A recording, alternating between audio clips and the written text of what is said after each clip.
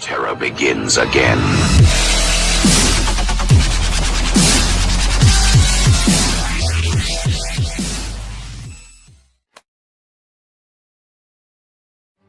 One of the greatest questions of World War I is, what if Mexico had been involved? The Zimmermann Note was a telegram that was allegedly sent from Germany to Mexico, asking for Mexico to distract America from entering World War I. However, this video is not going to be about the Zimmermann Note. The fact of the matter is, Mexico would never willingly declare war against the much more powerful US, unless their entire government had a screw loose or something. This video, instead, will center around a different event, where the United States almost declared war on Mexico. Pancho Villa was a man made famous for his resistance to the Mexican government in the Mexican Revolution. To keep a very complex issue short, Pancho Villa was not very well liked by the American government. And so, when the United States decided to throw their backing behind Pancho Villa's rival, Venustiano Carranza, this rubbed Villa the wrong way. So, in retribution, he launched a raid into the American mainland, attacking Columbus, New Mexico. This resulted in dozens of dead and many stolen weapons. Now, you can imagine the American government was not too keen on foreigners coming in and attacking their cities. So they put together an expedition under the command of General John J. Pershing. Under Pershing, the US military essentially went on a several-month game of cat and mouse in early 1916. Chasing Pancho Villa around northern Mexico, but never actually capturing him. They very quickly outstayed their welcome, however, and soon, even Carranza, the man that America had thrown their support behind, decided it was time for them to leave. Mexican forces were turned onto the American troops, and at the Battle of Carrizal on June 21st, 1916, Carranza's forces attacked US forces, and though the Americans inflicted heavy damage, they were ultimately pushed back. Pershing was furious when he learned about this, requesting the authority to launch a counterattack into Mexico, but President Woodrow Wilson refused. This also caused quite a few ruffled feathers in Washington, where there were plenty of congressmen calling for a declaration of war against Mexico, in retaliation for the attack on US forces. However, cooler heads prevailed, and it was ultimately decided that it was in America's best interest to avoid a war with Mexico in favor of focusing on a war with Germany. What if, however, the United States decided that this was an unforgivable act of aggression by their southern neighbors? What if America had declared war on the Mexican government? So, on June 21st, 1916, the Battle of Carrizal plays out, and American troops are forced back out of Mexico. Word reaches General Pershing, who is infuriated by the attack on American troops, and asks Washington for approval to counterattack into northern Mexico. Wilson declines this request, being naturally against aggressive acts by America, especially with the possibility of being dragged into World War I becoming a bigger deal. However, Congress feels differently. This wasn't just an attack on American soldiers, but an attack on American pride and dignity. Also, Mexico has quite a lot of that freedom juice. And so, on fall of 1916, Congress officially declares war on the Mexican government to protect America's dignity and assets, as it became clear that Carranza was most certainly going to become its new leader. The Second Mexican-American War has begun. General Pershing leads the American expeditionary forces across the Rio Grande into Mexico, looking to make rapid headway. Meanwhile, the US Navy creates a tight blockade around Mexico's major ports on the Pacific and Atlantic, using the brand new Panama Canal to constrict and suffocate shipments to and from Mexico. Carranza, knowing all too well the danger that the American soldiers posed, puts an order in for them to retreat to defensive positions, and also burn any and all oil wells across the massive oil fields Mexico possessed, as was his actual plan in the case of American invasion. This is going to be important for later, so remember that. The United States meets heavy resistance as they make their way down the eastern coastal area of Mexico, but they do keep pushing on.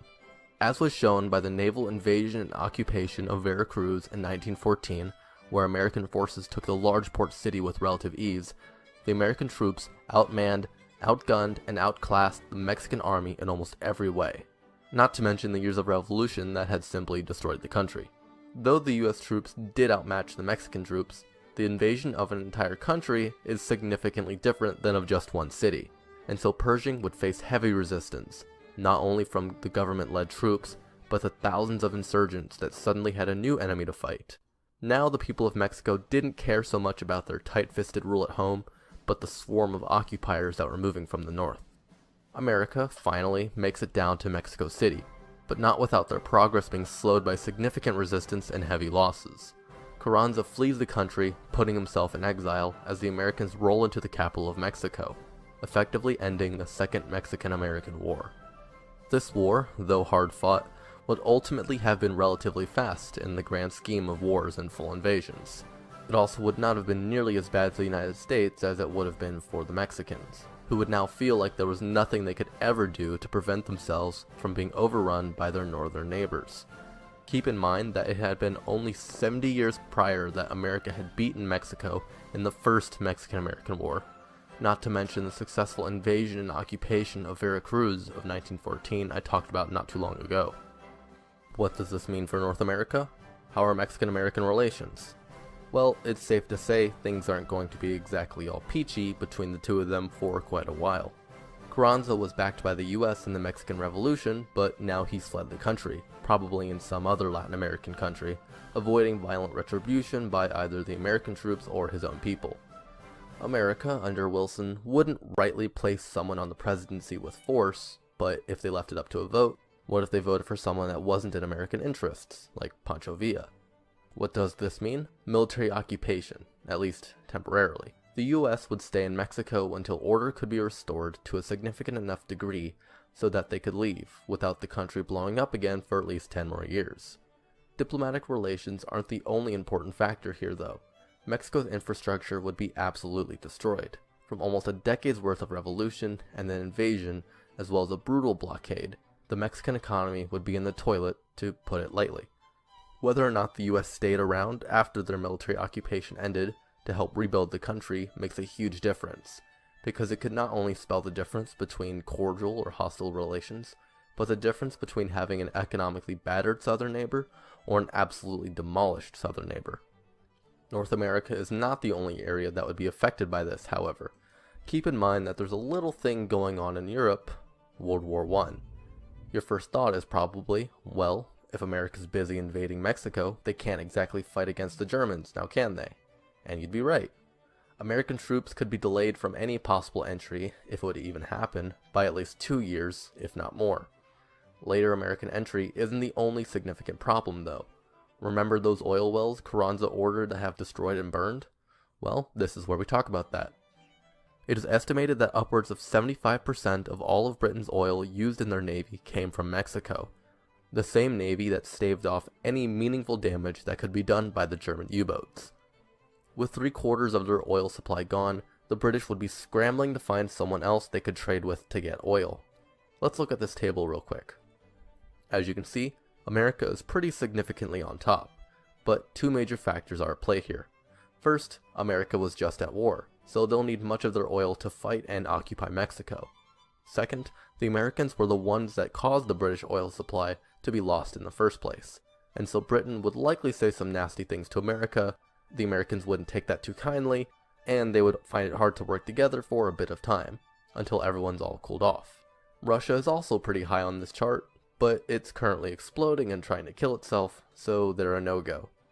Basically, the British would be in a very tough spot to put up as strong of a defense against the German Navy as they did before. Eventually, as America would be dragged into the war against Germany, the UK and US would begin an oil trading relationship. But the fact that the British oil supply would have been temporarily corked up does make a huge difference. Ultimately, what this could mean is a much more powerful Central Powers in Europe, with Germany pushing farther and farther into France, eventually taking Paris, declaring victory for the Kaiser. Now, if Germany were to win World War I, this could mean that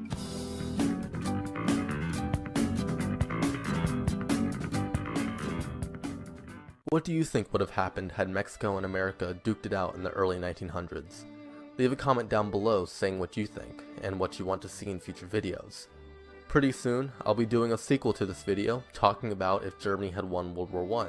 To stay updated on that, hit the subscribe button, and ring the bell next to it to get notifications. If you enjoyed this video, leave a like, it really helps me out. If you want to stay updated with me on my channel, go and follow my Twitter. Links to that and my Facebook are down in the description below. Also, as some of you may already know, I'm working on a new collaboration channel now. and next month I will have officially uploaded my first video there. Thank you very much for watching. This has been Historical Hindsight, and I'll be seeing you soon.